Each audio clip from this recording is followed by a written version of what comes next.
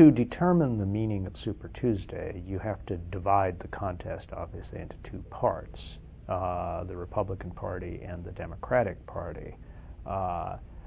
It told me that the Republicans are just about ready to nominate a presidential candidate, and the Democrats aren't. On the Republican side, it's clear that conservatives are divided and to some extent troubled by the flow of events.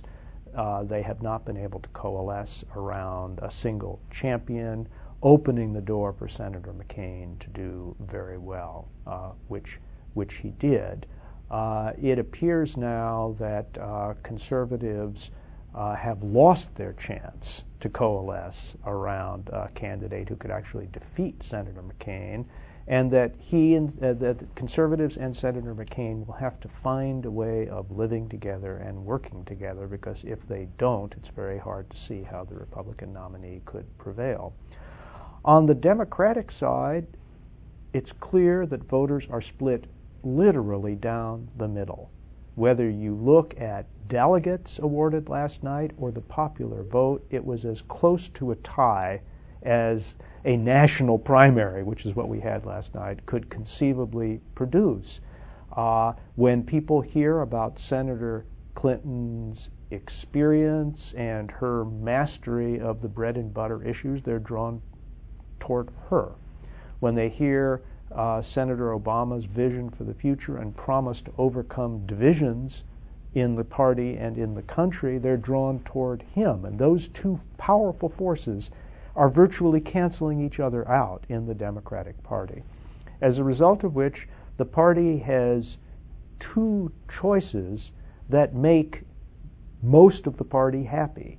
It's hard to imagine an outcome that would leave many Democrats disgruntled, because they're both so pleased with the quality of this year's field. The Michigan primary occurred on January 15th, the Florida primary on January 29th, both against party rules. As a result of which, those two states were stripped of their delegates to the national convention. Everybody hopes that the outcome of this very exciting contest between Senator Clinton and Senator Obama will not come down to a fight about whether delegations from those two states will be seated, because if it does, that is probably the one event that could create real bitterness inside the party.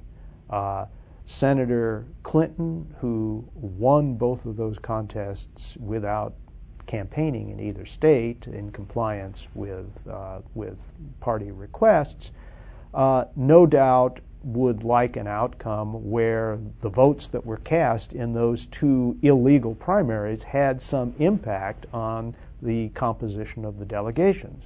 Senator Obama's campaign, for understandable reasons, is taking the opposite position. My own view, for what it's worth, is that it would be good for the party and for the party's eventual nominee if some arrangement could be worked out which is consistent with Democratic Party rules, whereby there would be caucuses, say at the end of the process, the end of May or the beginning of June, that would actually seat delegations from those two states. I think it would be good for Democratic prospects in those two states, and it would certainly legitimate the eventual winner, whoever it was, and avoid bitterness.